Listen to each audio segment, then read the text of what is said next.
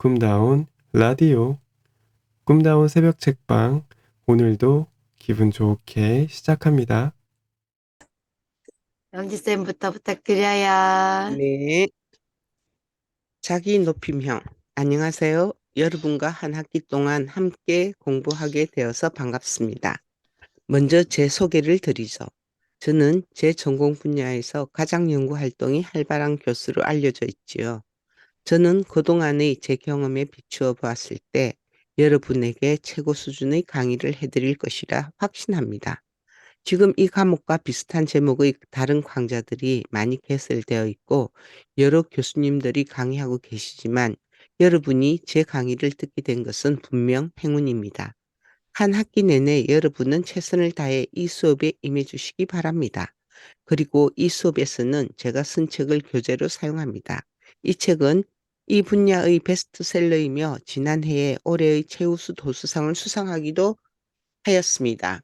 이 분야에서 가장 뛰어난 학자로 인정받고 있는 저에게 그리 놀랄 일은 아니었습니다. 그 책을 집필하는데 한 달 정도밖에 걸리지 않았지요. 그 책이 출간된 이후 여기저기서 최고 수준의 강의료를 주겠다는 특강 요청이 쇄도하기도 하였습니다. 어쨌든 한 학기 동안 즐거운 시간이 되시기를 바랍니다. 자기 낮춤형, 안녕하세요. 여러분과 한 학기 동안 함께 공부하게 되어서 반갑습니다. 먼저 제 소개를 드리죠. 네, 저는 물론 지금 교수로서 여러분 앞에 서 있지만 솔직히 말하자면 제가 이렇게 여러분을 가르치게 된 것은 그저 여러분보다 조금 일찍 태어났기 때문입니다. 사실 학과에서 제게 이 과목을 맡아 강의해 달라고 요청했을 때 저는 놀랐습니다. 사실 이 분야는 제 전공도 아니거든요. 하지만 대학원을 마치고 박사학위를 딴 사람이라면 누구나 가르칠 수 있는 과목이기도 합니다. 이 수업을 통해 여러분이 유익한 것을 조금이라도 배울 수 있기를 바랍니다. 한 학기 동안 최선을 다해 이 수업에 임해 주시기 바랍니다. 그리고 이 수업에서 제가 쓴 책을 교재로 사용합니다. 이 책이 지난해에 올해의 최우수 도서상을 수상했을 때 저는 깜짝 놀랐습니다. 처음 소식을 들었을 때 심사 과정에서 무언가 잘못된 것이 틀림없어라고 생각했습니다. 대충 기존의 원고를 짜집기 하다시피 해서 서둘러 출간한 책이었기에 그랬지요. 저는 지금까지도 그 도서상 심사위원들이 실수했다고 생각합니다. 어쨌든 한 학기 동안 즐거운 시간이 되시기 바랍니다.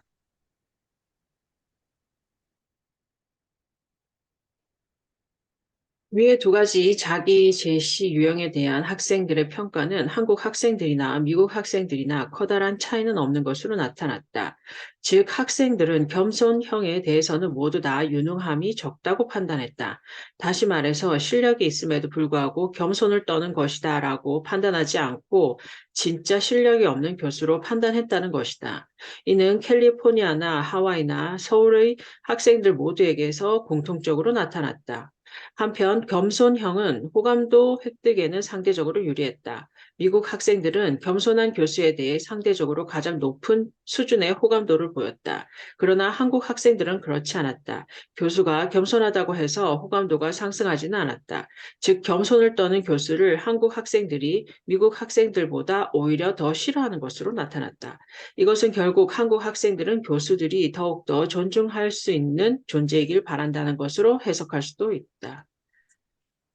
결국 문제는 균형이다. 우리는 흔히 친구나 연인 관계에서 애정과 친밀감을 얻기 위해 많은 노력을 한다. 자신을 낮추는 것쯤은 불사한다. 반면 서로에 대한 존중감을 높이려는 노력은 덜한다. 그런데 우정과 사랑이 깨지는 가장 큰 이유는 애정이나 친밀감이 갑자기 줄어서가 아니다. 오히려 서로에 대한 존중심이 사라졌기 때문이다. 결국 사랑과 존중, 이 두 가지가 균형을 이루어야 한다. 높은 수준의 대인 관계 능력을 보이는 사람들은 호감과 존중심을 동시에 불러일으키는 사람들이다. 왠지 호감을 주면서 존중심도 불러일으키는 능력이 바로 소통 능력의 핵심이다. 한편 하버드 대학의 날리니 엠바디 교수는 대학생들을 상대로 처음 보는 교수의 호감도와 능력에 대해 평가하게 했다. 강의하는 교수의 모습이 담긴 비디오 테이프를 10초간 보여준 뒤 학생들로 하여금 그 교수가 얼마나 잘 가르치는지 또 얼마나 호감이 가는지를 평가하게 했다. 비디오 테이프는 강의 내용을 들을 수 없도록 소리는 삭제한 상태였다. 즉 학생들은 처음 보는 교수가 강의하는 모습을 10초 동안 보고 평가했다. 이런 식으로 13명의 교수들의 강의 능력이 평가되었다. 그런데 놀랍게도 이들의 평가는 한 학기 동안 실제로 강의를 들었던 학생 수백 명의 평가와 거의 차이가 없었다. 더욱 놀라운 것은 10초짜리 비디오 영상을 5초 혹은 2초까지 줄인 것을 보고 평가한 경우에도 10초짜리 비디오를 본 경우와 거의 차이가 없었다는 사실이다. 엠바디 교수는 비디오 영상을 통해 평가자들이 본 구체적인 비언어적 행위들이 무엇인가를 조사해 보았다. 그 결과 손을 만지작거리는 것, 손으로 물건을 만지작거리는 것, 눈살을 찌푸리는 것, 몸을 앞으로 기울이는 것, 자꾸 바닥을 바라보는 것 등 부정적 평가의 결정적 요인이었다. 반면에 고개를 끄덕이는 것, 활짝 웃는 것, 미소 짓는 것 등은 긍정적이고 확신에 차 있고 활기차고 열정적이라는 느낌을 주었으며 이는 교수에 대한 긍정적인 평가, 호감도와 유능감을 이끌어냈다. 이처럼 호감을 주면서도 존중심도 불러일으키는 소통 능력에는 말하는 내용뿐만 아니라 말하는 방식, 표정이나 제스처 등 비언어적인 행위들도 결정적인 역할을 한다. 이러한 긍정적인 비언어적 행위, 미소, 자신감 있고 열정적인 태도, 긍정적 표정 등은 긍정적인 정서가 습관화되어야만 자연스럽게 나올 수 있다. 긍정적 정서의 습관화는 체계적인 훈련과 노력을 통해 가능한데 이에 대해서는 뒤에서 좀 더 자세히 살펴보기로 하자. 공감의 원리를 이해하고 경청을 훈련하라. 두뇌의 거울 신경계. 공감 능력은 다른 사람의 심리나 감정 상태를 잘 읽어낼 수 있는 능력을 말한다. 표정이나 목소리 톤, 몸짓이나 자세 등을 통해서 그 사람이 어떠한 생각이나 느낌을 갖고 있는지 알아채는 능력은 인간관계를 잘 유지하고 타인을 설득하기 위한 기본적 자질이다. 공감 능력은 적극적인 듣기나 표정 따라하기 등의 훈련을 통해서 증진시킬 수 있다. 커뮤니케이션 학자들은 공감에 대해 다른 사람의 감정이나 생각을 감지하고 그것을 상대방의 입장에서 대신 경험하는 인지적 과정이라 정의 내리고 있다. 우선 상대방의 감정이나 생각을 감지해낸다는 것은 상대방이 지금 무엇을 느끼고 있는지를 이해하는 것이다. 이러한 놀라운 공감 능력은 어디에서 오는 것일까? 뇌과학자들은 공감 능력의 핵심은 뇌의 거울신경에 있다고 본다. 피저스와 그의 동료들은 MRI 기계 속에 누워있는 피험자들에게 관을 통해 썩은 계란과 상한 버터 냄새를 맡게 했다. 이러한 고약한 냄새는 뇌의 인슐라의 앞부분을 활성화시켰는데 이 부위는 일반적으로 역겨움이나 불쾌한 감정을 경험할 때 활성화되는 부위로 알려져 있다. 그런데 피험자들의 뇌는 비디오 영상을 통해 어떤 배우가 잔을 들고 냄새를 맡은 후 마치 역겨운 냄새를 맡은 것처럼 인상을 찌푸리는 장면을 보여줬을 때에도 같은 부위가 활성화되었다. 즉, 자기가 직접 역겨운 냄새를 맡았을 때나 다른 사람이 역겨운 냄새 맡는 것을 보았을 때 뇌의 특정 부위는 거의 비슷하게 활성화되었다. 또 다른 연구에서 키저스와 그의 동료들은 피험자에게 반바지를 입히고 MRI 기계 속에 들어가게 했다. 그러고는 소리나 막대기로 피험자의 다리를 건드리는 실험을 했다. 자신의 다리를 솔로 문지를 때 피험자들은 스멀스멀한 간지럼을 느꼈다. 그때 반응하는 뇌의 활성화 부위는 피험자가 비디오 화면을 통해 다른 사람의 다리를 같은 소리나 막대기로 건드리는 장면을 봤을 때와 거의 일치한다는 것이 밝혀졌다. 즉触감을 관장하는 뇌 부위 역시 내 다리를 누가 만질 때와 남의 다리를 만지는 것을 내가 봤을 때 거의 비슷하게 활성화되었다. 더욱 놀라운 것은 소리나 막대기가 비디오에 등장하는 사람의 다리를 직접 건드리지 않고 단지 다리 근처에서 왔다 갔다 하는 장면을 본 피험자의 뇌에서는 이 부위가 활성화되지 않았으며 소리나 막대기가 직접 그 사람의 다리에 닿는 장면을 볼 때에만 활성화되는 것이 관찰된 점이다. 이러한 연구 결과는 우리가 다른 사람의 경험을 바라보는 것만으로도 그 사람과 비슷하게 경험하게 된다는 것을 의미한다.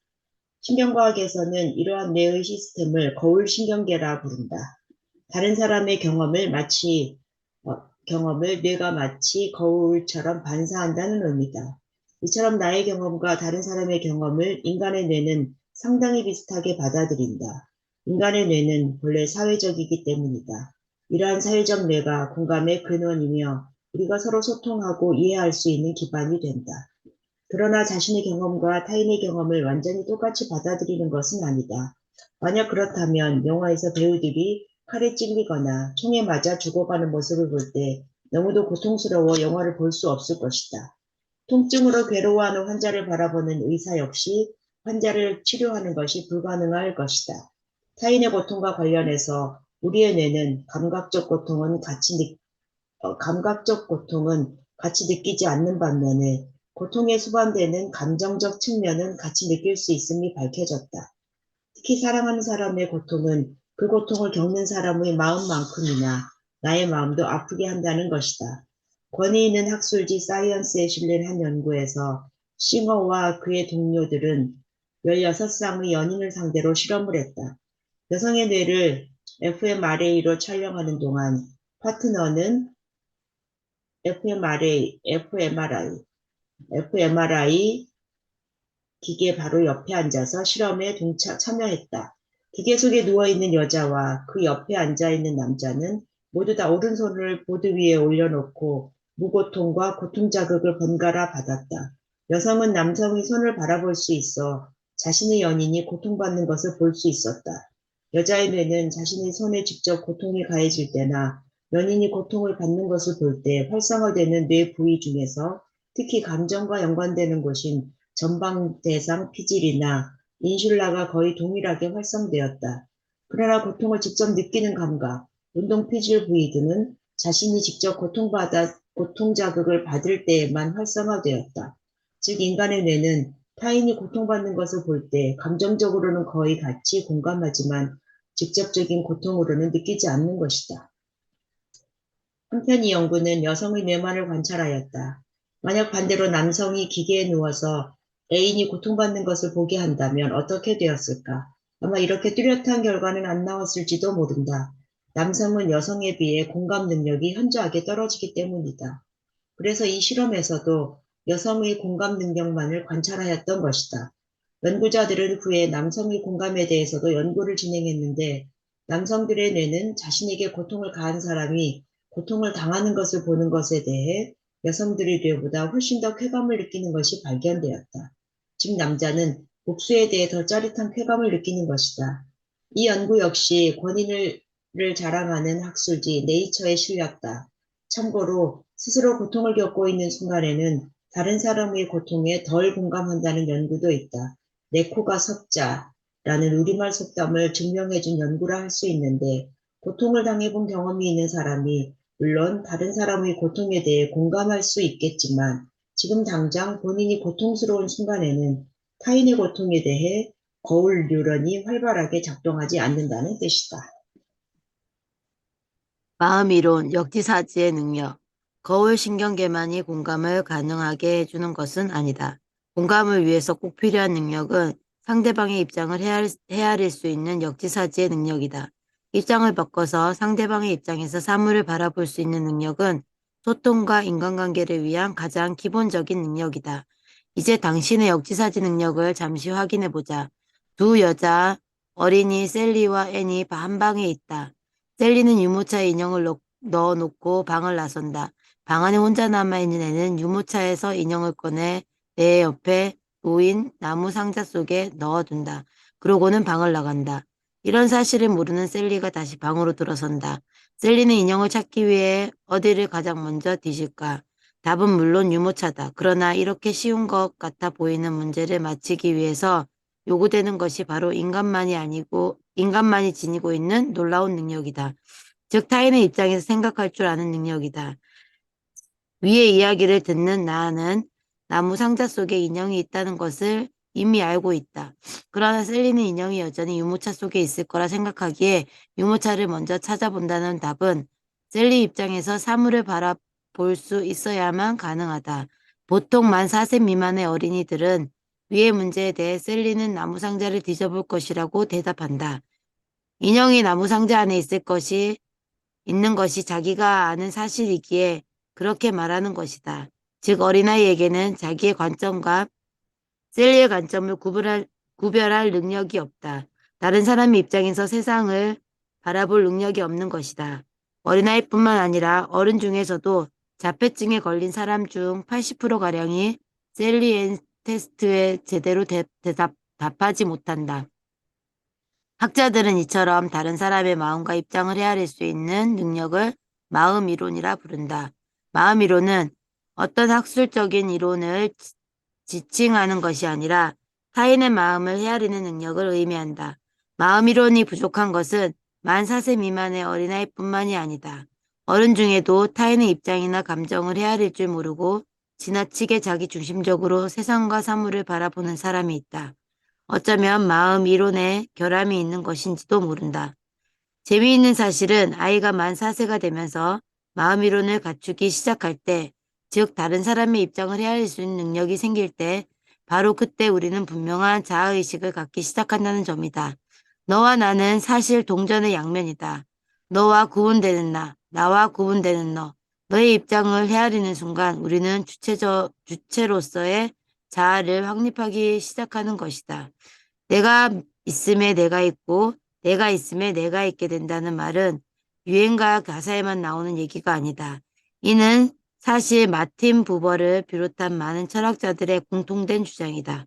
뿐만 아니라 이러한 주장은 뇌과학에 의해 입증되고 있다. 최근의 뇌영상 연구는 사람들이 자기 자신에 대해 관심을 기울일 때 특히 세기전소엽, 측두정엽, 뇌측전전두엽 등이 활성화된다는 것을 발견했다. 그런데 이러한 부위는 우리가 타인에 대해 생각할 때도 활성화된다. 특히 MPFC는 우리가 우리 자신이나 타인의 마음을 상대의 주의를 기울일 때마다 늘 활성화된다. 예컨대 MRI 기계 속에 누워있는 피험자에게 마이크를 통해 이제부터 카메라를 통해 저희 연구자들이 당신의 반응과 행동을 살펴보겠습니다라고 말해주면 피보험자 내의 MPFC 부위는 즉각적으로 활성화된다. 타인의 시선을 의식하는 순간 MPFC가 작동하기 시작하는 것이다. 뇌과학자 크리스토퍼 프리스에 따르면 MPFC 부위의 활동은 세상을 내 머릿속에 재현해내는 것과 관련이 있다. 마음속으로 무엇인가 생각할 때 자신의 생각과 감정과 믿음뿐만 아니라 다른 사람의 마음 상태에 대해서도 늘 동시에 생각하기 마련이다. 그리고 우리의 행동을 결정짓는 것은 세상의 모습 그 자체가 아니라 그 모습에 대한 우리의 믿음이다. 이렇게 볼 때 마음 이론과 공감 능력의 발휘는 MPFC와 밀접한 관련이 있다고 볼 수 있다. 한 가지 재미있는 것은 우리가 긴장을 풀고 편히 쉬고 있을 때도 뇌에서 여전히 가장 활발하게 움직이고 있는 부위 또한 MPFC라는 점이다. 아무 생각 없이 눈을 감고 가만히 누워 있을 때인 기본 상태에서 MPFC의 활성화는 다른 어떤 부분보다도 높다. 이는 인간이 사회적 동물이라는 것을 다시 한번 말해준다. 공감 능력을 높이기 위해서는 MPFC 부위를 활성화시키는 노력을 해야 한다. 그런데 MPFC는 내가 자신에 대해서 생각할 때 혹은 아무런 생각 없이 차분히 있을 때 활성화되므로 공감 능력이 낮은 사람들은 때때로 차분히 앉아서 자기 자신을 돌이켜보는 반성 혹은 명상의 시간을 갖는 것이 도움이 된다. 감정이나 내 생각의 흐름을 스스로 돌이켜보는 것만으로도 뇌는 공감 능력과 역지사지의 능력을 발휘할 준비를 갖추게 된다. 자기 이해 지능과 대인관계 지능은 이처럼 밀접하게 관련되어 있다. 공감 능력의 남녀 차이. 공감 능력은 개인마다 많은 차이가 있지만 특히 남자와 여자의 차이가 두드러진다. 남자의 뇌는 엄마 뱃속에 있을 때부터 대인 커뮤니케이션을 담당하는 뇌 부위가 많이 깎여 나간 상태에서 출생하기 때문에 상대방의 표정이나 감정을 이해하는 능력이 여자에 비해 상당히 떨어진다. 대신 남자는 공격 성향이 훨씬 높은 상태에서 태어나게 된다. 인간의 뇌는 그렇게 진화되어 왔다. 남녀의 공감 능력의 차이는 남녀 간의 커뮤니케이션에 있어서 갈등을 일으키는 근본 원인이 되기도 한다. 그 한다. 여자는 상대방의 표정에 담긴 감정과 의도를 잘 읽어내는 능력을 갖고 있기 때문에 남자도 당연히 어느 정도는 알아차리라 생각한다. 하지만 남자는 상대의 표정이나 목소리 변화에 매우 둔감하다. 이러한 남자의 공감 능력 부족을 이해하지 못하는 여자는 감정 표시를 해도 남자가 전혀 모르는 것은 자기에게 무심하거나 혹은 알면서도 무시하는 것이라고 확신하게 된다. 결국 더 큰 분노와 좌절에 사로잡히고 만다. 그러다가 어느 순간 여자가 분노를 폭발시키면 남자는 이 여자가 갑자기 왜 이러지? 하면서 자신이 아닌 다른 이유 때문에 생긴 분노를 자기에게 쏟아낸다고 생각하게 되고 결국 갈등은 걷잡을 수 없이 커진다. 이러한 갈등을 예방하려면 여자는 불만이나 감정의 변화를 되도록 구체적인 언어적 메시지로 전달해줘야 한다. 또한 남자는 상대방 표정 읽기에 있어 여자보다 훨씬 둔감하다는 것을 스스로 깨닫고 혹시 여자가 갑자기 화를 내면 내가 상대방의 감정 변화를 미처 몰랐나 보구나 하고 반성을 해야 한다. 서로 공감을 위한 노력을 해야 하는 법이다. 남녀의 커뮤니케이션 갈등은 부부나 연인 사이에서만 일어나는 것은 아니다. 직장에서 남녀가 팀을 이뤄 일을 하거나 회의를 할 때도 빈번하게 일어난다. 여자는 표정과 목소리에 담긴 감정의 변화에 민감하므로 이를 이용해서 자연스럽게 커뮤니케이션 시도를 한다. 반대로 남자는 이에 둔감하므로 그저 말의 내용에만 집중해 커뮤니케이션하는 경향이 있다. 사정이 이러하니 남녀 직원들이 모여서 회의를 하고 나면 왠지 커뮤니케이션이 잘 되지 않는다는 느낌을 받게 된다. 이것을 극복하는 유일한 길은 공감 능력의 차이에 대한 남자나 여자 모두 깊이 인식하고 그것을 극복하기 위해 노력하는 것뿐이다. 얼굴 표정의 비밀. 남자든 여자든 공감 능력이 부족한 사람들의 공통점이 있다. 바로 표정이 없다는 것이다. 얼굴 표정은 감정의 변화와 직결되어 있다. 얼굴 표정을 만들어내는 근육은 뇌신경과 직접 연결되어 있기 때문이다. 그런데 감정 상태가 늘 돌처럼 딱딱하게 굳어 있는 사람은 스스로의 감정도 잘 파악하지 못하고 따라서 상대방의 감정도 파악하지 못한다. 내 감정에 대한 인식의 능력과 타인의 감정을 읽어내는 능력은 결국 같은 뇌 부위가 맡고 있는 기능이다. 타인의 감정 상태를 공감하기 위해서는 먼저 자신의 감정 흐름을 인지하고 통제하는 능력을 길러야 한다. 대부분의 한국의 성인들은 웃는 근육이 많이 경직되어 있다. 사람의 얼굴 표정은 감정과 밀접한 관계가 있다. 긍정적 정서가 유발되면 사람들은 웃는다. 그런데 우리가 긍정적 정서를 의식적으로 깨닫기 전에 우리의 얼굴은 먼저 웃는다. 다시 말해서 내가 의식적으로 나의 감정을 느끼는 것은 지금 내가 기분이 좋구나 하고 느끼는 것은 그러한 감정에 따른 나의 얼굴 표정을 변화시킨 이유다. 즉, 긍정의 정서 유발, 웃는 표정, 긍정적 정서에 대한 인식의 순서다. 얼굴 표정이나 심장 박동, 근육의 긴장, 땀의 분출 등 내 몸의 변화를 통해서 감정의 변화를 느끼게 된다. 다시 말해서 감정 유발, 신체 변화, 감정 인식의 순서를 겪게 된다. 부정적 감정도 마찬가지다. 분노라는 감정이 유발되어 심장 박동과 표정 근육 등의 변화가 먼저 생기게 되고 이러한 신체적 변화를 뇌가 감지하여 화났다는 사실을 깨닫게 되는 것이다.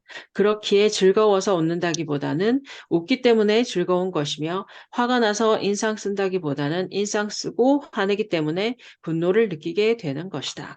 감정의 유발과 감정의 인지 사이에 이처럼 신체 변화가 개입되어 있기 때문에 신체 조절을 통해 감정을 조절할 수도 있다. 대표적인 것이 호흡 조절이다.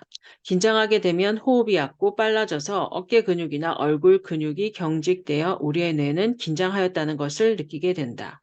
하지만 이때 근육의 긴장을 풀고 천천히 호흡하거나 복식 호흡을 하게 되면 긴장의 정도가 상당히 완화된다. 긍정적 정서도 마찬가지다. 긍정적 정서를 뇌에 유발시키는 가장 간단한 방법은 그냥 웃는 것이다. 웃는 표정을 짓게 되면 뇌는 즐겁고 기분 좋다고 느끼게 되며 쉽게 긍정적 정서에 돌입할 수 있는 상태가 된다. 웃음과 관련된 근육이 수축되기만 해도 뇌는 우리가 웃는다고 판단하고는 긍정적 정서와 관련된 도파민을 분비하게 된다. 지금 볼펜을 하나 꺼내어 치아로 가볍게 물고 입술이 볼펜에 닿지 않게 해보라. 이렇게 하면 웃을 때 사용되는 근육이 수축된 상태가 되어 뇌는 지금 당신이 웃고 있다고 판단한다. 약한 정도이긴 하지만 볼펜을 1호 무는 것만으로도 상당히 긍정적 정서를 유발시킬 수 있다. 반면에 입술을 내밀어서 입술만으로 볼펜을 물게 하면 웃음 근육이 억제되고 보통 부정적 감정을 느낄 때와 비슷한 입이 삐죽 나온 표정이 된다. 이러한 상태에선 뇌가 부정적 표정을 짓고 있다고 판단해 부정적 감정을 느끼게 된다. 한편 이렇게 볼펜을 치아로 물고 있는 사람들과 입술로 물고 있는 사람들에게 똑같은 코미디 프로그램을 보여주거나 만화책을 읽게 하면 치아로 볼펜을 문 사람들은 입술로 문 사람들보다 훨씬 더 재미있다고 느끼게 된다. 우리의 뇌가 코미디 프로그램이나 만화책이 재밌어서 웃는다고 착각하기 때문이다. 나는 이러한 현상을 이용하여 실험을 진행했다. 막대를 치아나 입술로 물고 있는 상태에서 사진을 보게 하면서 사진 속 사람들의 감정 상태에 대해 추측해 보라고 하면 어떨까? 예상대로 막대를 치아로 물고 있는 피험자들은 사진 속 사람들의 감정에 대해 훨씬 더 긍정적으로 평가했다. 즉, 긍정적 정서가 유발된 사람들은 타인의 감정 상태 역시 긍정적일 것으로 예측하는 경향이 높았다. 이러한 결과는 스스로 행복한 사람들은 다른 사람의 표정에서도 더 많은 행복을 읽고 느끼게 된다는 사실을 암시한다. 또 다른 실험에서는 막대를 치아로 문 사람들과 입술로 문 사람들에게 같은 추상화 그림을 여럿 보여주었다. 그러면서 무작위로 그림의 절반은 미대 신입생이 그린 작품이라고 알려주었고, 또 절반은 해외 유명 작가들의 그림이라고 알려주면서 그림에 대한 선호도를 물었다. 그 결과 막대를 입술로 문 사람들은 해외 유명 작가의 작품이라고 알려준 그림을 훨씬 더 선호했다. 즉, 부정적 정서가 유발된 집단에서는 해외 유명 작가라는 외부적 권위에 대한 의존도와 순응도가 훨씬 더 높았다. 반면 치아로 막대를 물어 긍정적 정서가 유발된 집단에서는 해외 유명 작가 작품이라고 제시된 그림이나 미대 신입생의 작품이라고 제시된 그림이나 선호도에 있어서 별 차이가 없었다. 사실 이 그림들은 모두 다 아마추어 작가들이 그린 동일한 수준의 작품이었다. 즉, 긍정적 정서가 유발되면 외부적 권위에 의존하기보다는 스스로의 주관에 따라 판단하는 경향이 뚜렷하게 나타나는 것이다.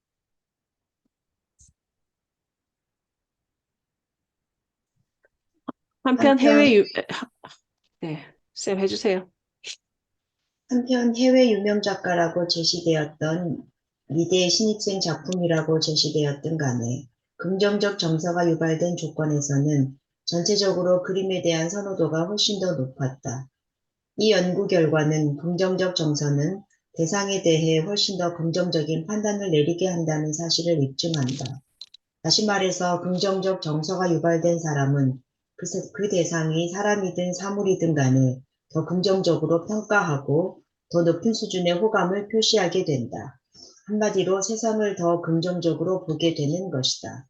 이러한 연구 결과는 내가 긍정적 감정을 느끼면 상대방도 행복해 보이고 세상도 더 희망적으로 보이게 마련이라는 사실을 분명히 보여준다. 타인을 바라본다는 것은 결국 타인에게 비친 내 모습을 바라본다는 뜻이다. 이것이 긍정적 감정이 원만한 대인관계를 가져오는 이유다. 행복한 인간관계가 행복을 가져온다기보다는 행복함이 행복한 관계를 가져온다. 대인관계의 성공적인 유지를 위해서는 먼저 긍정적 정서를 길러야 하는 이유다. 일상생활에서 원만한 대인관계를 원한다면 우선 마음의 문을 열고 상대방의 말을 잘 들어야 한다. 우선 상대방의 말을 들을 때에는 말하는 사람의 표정을 그대로 따라하는 습관을 들이도록 한다. 위에서 살펴본 것처럼 인간의 얼굴 근육은 감정에 관여하는 뇌와 직접 연결되어 있다. 얼굴은 사람의 감정 상태를 나타내는 거울이다.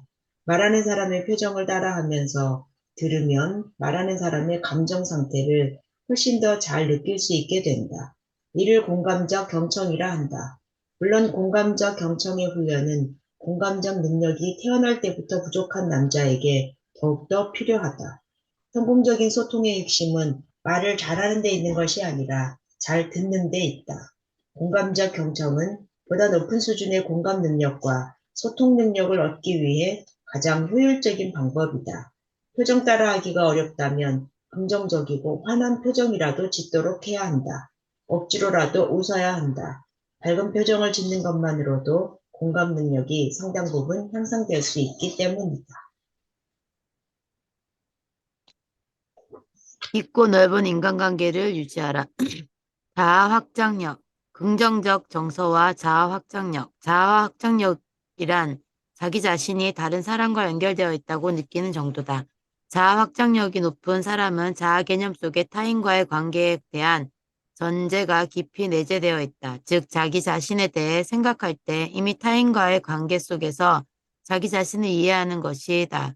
동서고금을 막론하고 자아 확장력은 인간의 도덕적 기본 속성으로 파악되어 왔으며 자아 확장력의 향상은 인간 교육의 기본 목표다. 최근 긍정심리학의 연구 결과들을 보면 자아 확장력의 근본은 긍정적 정서다. 긍정적 정서만이 사람들을 하나로 묶어준다. 심리학자 바바라 프레드릭슨에 따르면 긍정적 정서는 타인과 내가 하나 되는 느낌을 강하게 해주는 원동력이다.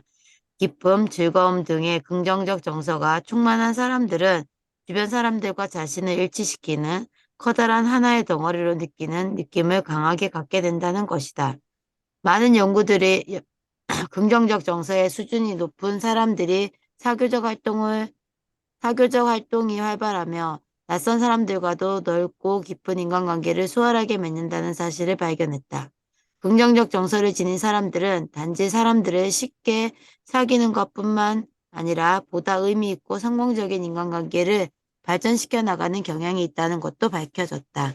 연구에 따르면 긍정적 정서를 유발시키면 사람들은 낯선 사람과 대화를 나누고 자신의 개인적인 정보를 털어놓게 될 확률이 훨씬 더 높은 것으로 나타났다. 그렇다면 왜 긍정적 정서는 사람들을 더 쉽게 그리고 더 깊게 친해지게 하는 것일까? 많은 사회 심리학자들은 인간의 친밀한 관계에 대해 여러 가지 이론을 발전시켜 왔다. 대표적인 것이 교환 혹은 공유 이론인데 친한 사이란 결국 다양한 자원과 혜택을 공유하는 관계라는 것이다. 이론에 따르면 살아가면서 좋은 것이 생기면 서로 나누는 관계가 곧 친밀한 관계의 본질이다. 한편 서로의 관점을 공유하는 관계가 곧 친밀한 관계라는 이론도 있다. 자신과 상대방의 관점과 인식을 공유하여 세상을 상대방의 관점에서 바라볼 수 있게 되는 상태가 곧 친밀한 관계다. 이론에 따르면 나보다는 너의 관점에 서서 세상 만사를 받아들이고 판단하게 되는 것이 곧 진짜 친한 사이를 할 수 있다. 그러나 이런 이론들만으로는 친밀한 관계의 다양한 측면을 다 설명할 수 없다는 비판이 계속 제기되어 왔다. 아론은 자아 확장 이론을 제안하면서 친밀한 관계란 상대방을 나의 자아 개념에 포함시키는 것이라는 대담한 제안을 하고 이를 이론화했다.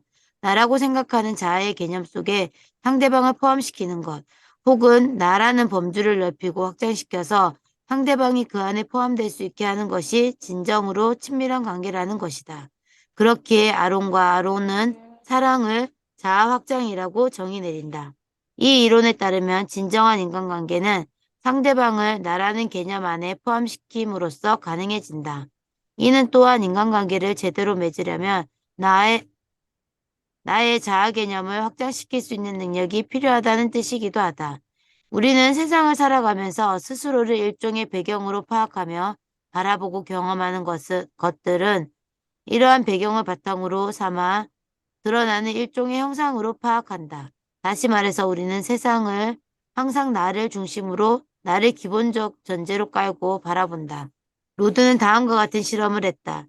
우선 피험자들에게 60개의 구체적인 사물과 관련된 단어들을 제시한다. 예컨대 당나귀, 자동차, 비행기, 텔레비전 등의 명사가 제시되었다. 이 단어들은 10초 동안 스크린에 나타났다. 그리고 그 10초 동안 피험자들은 이 단어와 어떤 특정한 인물, 유명인 혹은 자기 자신 사이에 어떠한 일이 벌어졌는지에 대해 최대한 상세하게 상상하도록 했다. 즉, 제시되는 단어와 레이건 대통령이 함께 있다면 어떤 일이 벌어졌을지 최대한 생생한 이미지로 상상하시오라는 지시를 내렸다.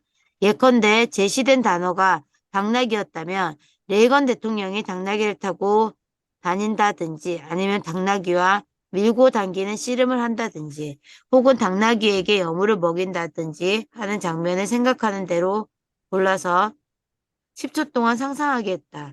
특정한 인물로는 잘 알려진 연예인이나 대통령 같은 타인이 제시되었고 자기 자신이 무작위로 번갈아가며 제시되었다. 그러고는 상상했던 장면을 20초 동안 종이에 글로 적게 했다. 실험이 모두 끝난 뒤 이번에는 제시되었던 60개의 단어 중에서 기억나는 단어를 모두 다 적게 했다. 놀랍게도 사람들은 자기 자신과 함께 제시되었던 단어들보다는 타인들과 함께 제시되었던 단어들을 훨씬 더 많이 기억해냈다. 즉, 사람들은 당나귀를 자기 자신과 함께 상상했을 때보다도 레이건 대통령과 함께 상상했을 때 훨씬 더 잘 기억해냈던 것이다. 로드의 주장대로 이 실험 결과는 사람들이 자신의 입장에서 세상을 바라볼 때와 타인의 입장에서 바라볼 때 전혀 다른 인지적 프로세스를 한다는 것을 보여준다. 내가 직접 상대한다고 상상한 당나귀와 다른 사람이 상대한다고 상상한 당나귀는 내 뇌에서 서로 다른 존재로 파악되는 것이다. 아론과 그의 동료들은 로드의 실험을 계량해서 다양한 단어를 제시하면서 세 가지 조건을 주었다. 즉, 특정한 사물과 관련이 있는 사람으로 자기 자신, 자신의 어머니, 그리고 쉐어를 상상하게 했던 것이다. 결과는 예상한 대로였다. 피험자들이 단어를 가장 많이 기억해낸 조건은 연예인 쉐어였다. 그리고 엄마가 제시된 조건에서는 자기 자신이 제시되었을 때와 비슷한 정도로 기억해낸 단어의 숫자가 줄어들었다. 엄마와 어떤 사물을 함께 상상했을 때나 자기 자신과 어떤 사물을 함께 상상했을 경우에는 그 결과가 거의 비슷하게 나왔으며 통계적으로도 유의미한 차이가 없었다. 다시 말해서 뇌는 무의식적으로 엄마와 나를 거의 동일시한다는 것이 밝혀졌다. 재미있는 것은 아빠와는 좀 다르게 나왔다는 점이다. 아빠는 나보다 오히려 타인에 더 가까웠다. 이러한 실험 결과는 자아 확장력이 높은 사람은 세상사를 바라보는 관점이 다르다는 것을 암시한다. 보다 높은 자아 확장력을 지닌 사람은 자신의 입장에서 바라보는 관점과 타인의 입장에서 바라보는 관점에 커다란 차이가 없다. 즉, 타인에게 벌어지는 일들도 마치 내게 벌어지는 일처럼 인지적으로 받아들이고 처리하게 된다. 이런 사람들은 당연히 타인을 더 배려하게 된다. 이러한 배려는 의식적인 노력을 통해서라기보다는 자아 확장력이 높은 타인과 나를 동일시하는 뇌의 자연스러운 반응인 셈이다. 일장에서 살펴본 에미 워너의 하우아이 섬 연구의 핵심적 결론은 높은 수준의 회복 탄력성을 위해서는 아이들에게 무조건적인 사랑을 베푸고 신뢰를 보내준 어른이 적어도 한 명은 필요하다는 사실이다. 어려서부터 무조건적인 사랑을 경험해야 하는 아이들은 타인과 나를 동일시하는 자아 확장력을 키울 수 있게 된다.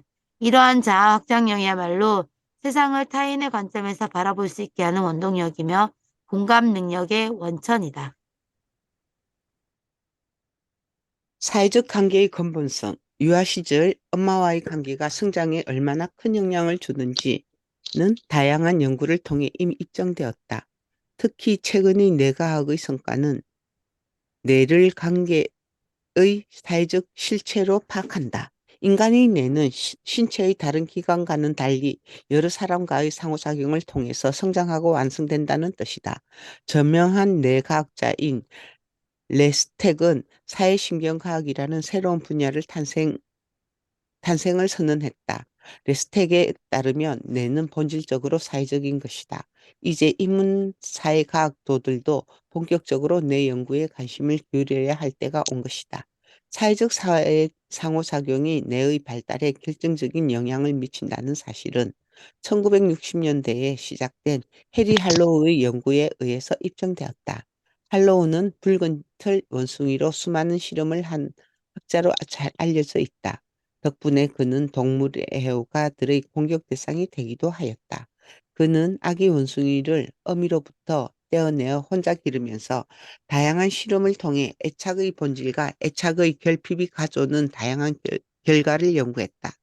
태어나자마자 어미와 다른 새끼들로부터 격리돼 혼자 자란 원숭이는 충분한 영양분을 공급했음에도 불구하고 유독 뇌가 제대로 발달하지 못했다. 특히 뇌가 스테로이드 호르몬 수용체를 충분히 발전시키지 못해 스트레스에 제대로 적응하지 못했다. 다른 모든 신체 기관은 영양분만 충분히 공급되면 정상적으로 성장한다. 그러나 뇌만큼은 제대로 성장하지 못한다. 태어나자마자 어미로부터 격리된 원숭이의 뇌는 성장기가 다 지나도록 제대로 발육하지 못했으며 여전히 쪼그라붙어 있는 상태임을 밝혀졌다. 가짜 어미 실험. 할로우의 실험은 가짜 어미 실험으로 잘 알려져 있다. 할로우는 갓 태어난 붉은 틀 원숭이 새끼를 어미로부터 떼어내 철사와 헝겊으로 만든 가짜 어미가 있는 우리 안에 집어넣었다. 할로우가 이 실험을 실시할 당시인 1960년대만 해도 사람을 포함한 포유류의 새끼들이 어미를 좋아하고 붙어 있는 이유는 어미에게서 젖이 나오기 때문이라는 것이 통설이었다. 또한 아이들을 키울 때 너무 많이 안아주어서 의존속만 높이는 것보다는 되도록 엄마와 떨어뜨려 키우면 독립심을 키워줄 수 있다는 것이 상식처럼 받아들여졌던 시기였다. 그래서 아이에게 젖병 하나 물려주고는 아이 침대에서 혼자 자도록 놔두는 것이 세련되고 교양 있는 육아법으로 알려졌다. 이러한 육아 방침은 당시 급증하던 워킹맘들에게 폭넓게 환영받았다. 그러나 할로우 실험은 이러한 상식이 얼마나 잘못된 것인지를 분명하게 보여주었다. 어미로부터 격리되어 가짜 어미가 있는 우리에서 지내게 된 어린 원숭이들은 헝겊을 두른 가짜 어미에게 하루 종일 달라붙어 있었으며 가짜 어미를 핥고 쓰다듬고 했다. 하지만 헝겊을 두른 가짜 어미에게서는 젖이 나오지 않았다. 오히려 젖이 나오는 것은 철사로 만든 어미였다. 어린 원숭이들은 부드러운 촉감을 주는 헝겊 어미에게만 하루 종일 매달려 있었으며 철사 어미는 쳐다보지도 않았다.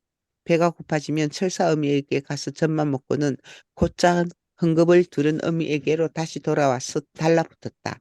어린 원숭이들은 젖 때문에 어미를 찾는 것이 아니라 포근하고 따뜻한 품이 그리워서 어미를 찾는다는 사실이 분명해졌다.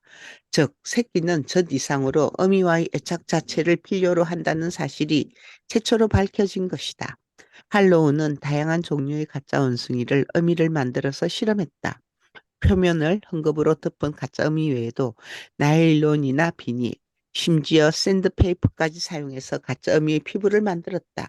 물론 새끼들은 포근한 감촉을 주는 헝겊을 가장 선호했으며 비닐이나 샌드페이퍼로 만든 가짜 어미에게 크다란 애착을 보이지 않았다. 생후 6개월 이전의 새끼는 따뜻하고 움직이는 가짜 엄마를 좋아했다.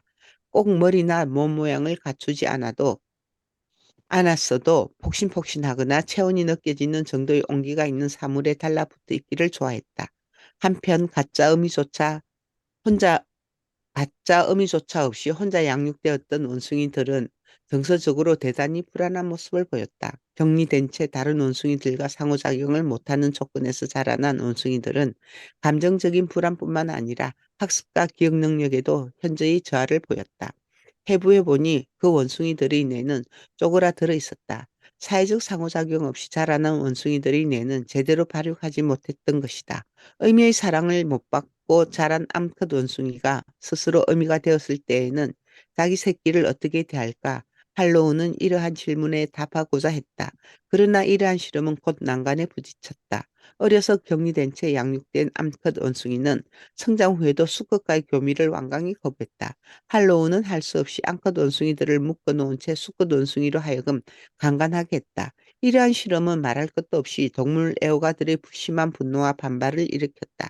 할로우의 의도와는 전혀 상관없이 동물도 강간을 할 수 있냐는 문제가 제기되어 철학자들의 논쟁까지 불러일으키기도 했다.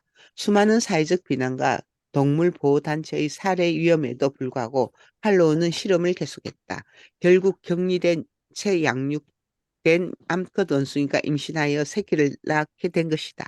놀랍게도 이들 원숭이는 의미의 역할을 전혀 수행하지 못했을 뿐만 아니라 새끼를 학대하기까지도 했다. 모승에는 유전자에 의해 저절로 생겨나는 것이 아니라는 사실이 명백히 밝혀지는 순간이었다. 엄마에게서 받은 사랑을 자식에게 물려준다는 평범한 사실이 자연의 법칙이었다. 이것은 또한 지극히 인간적인 윤리의 근원이기도 하다. 사랑을 받아야만 사랑을 줄 수 있고 사랑을 받고 자라야만 사랑할 수 있는 능력이 생긴다.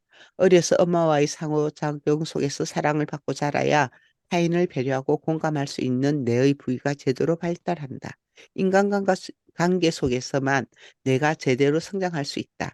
레스텍이 말하는 뇌는 사회적 실체다라는 명제는 은유가 아니라 사실에 근거한 직설적 표현이었다. 뇌의 성장과 인간관계의 밀접한 연관성에 대해서는 다니엘 시겔의 연구 역시 주목할 만하다. 시겔에 따르면 유아기 때 엄마와의 상호작용은 아이의 미성숙한 뇌를 구조적으로 성숙하게 하는 과정에서 결정적인 역할을 담당한다.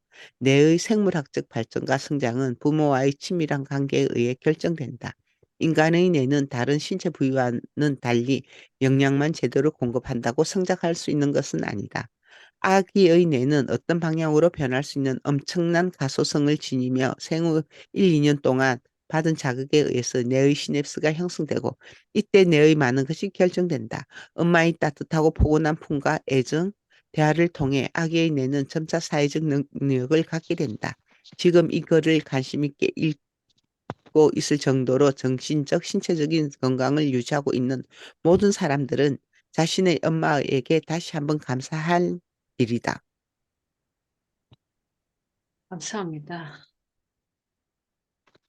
여기까지 하도록 하겠습니다. 상준쌤이 나타나 주실까요?